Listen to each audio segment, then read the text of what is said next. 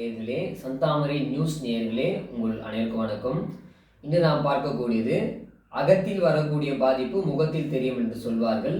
அந்த வகையில் பார்த்தீங்கன்னா கண்ணுக்கு வரக்கூடிய நோய்களை எப்படி நம்ம வீட்டில் இருந்தே தொடு சிகிச்சை, அதாவது தொடு வரும சிகிச்சை சொல்லுவாங்க, அந்த பாதிப்பை எப்படி சரி செய்யலாம் என்றதை நம்ம பார்க்கலாம்.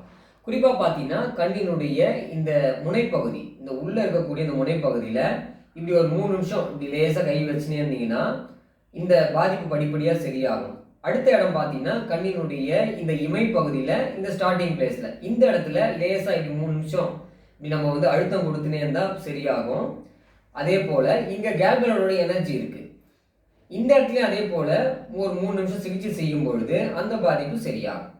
அது மட்டும் இல்லாமல் இந்த லாஸ்ட் எட்ஜில் கேல்பலோடைய இன்னொரு எனர்ஜி இருக்குது, இந்த இடத்துல அதே போல் 3 நிமிஷம் சிகிச்சை செய்யும் பொழுது இந்த எனர்ஜி எல்லாமே கை கூட ஆரம்பிக்கும். அது மட்டும் இல்லாமல் கண்ணு நல்லா தெரிய ஆரம்பிக்கும்.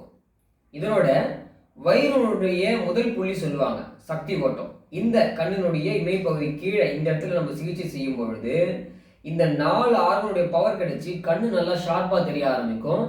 இதனுடைய வாரத்தில் ஒரு 5 நாட்கள், ஒரு நாள் விட்டு விட்டு கூட நம்ம செஞ்சுக்கலாம். இந்த பொன்னாங்கண்ணு கீரையை அதனுடைய சீரகம் சேர்த்து இதனோட லேசான முறையில் மிளகு சேர்த்து தொடர்ந்து அன்றாடம் நம்ம சாப்பிடும் பொழுது கண் பார்வை நன்றாக தெரிய ஆரம்பிக்கும்.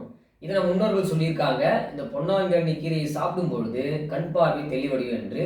இந்த சிகிச்சையும் பொன்னாங்கண்ணி கீரையும் நீங்கள் தொடர்ந்து செஞ்சுனே வந்தீங்கன்னா, குறிப்பாக ட்ரை பண்ணி பாருங்கள், ஒரு 48 நாட்கள் சிகிச்சை செய்யும் பொழுது இந்த கீரையை சாப்பிடும் பொழுது நல்ல பாதிப்பு சரியாகி நோய் குணமாக ஆரம்பிக்கும். நன்றி, வணக்கம்.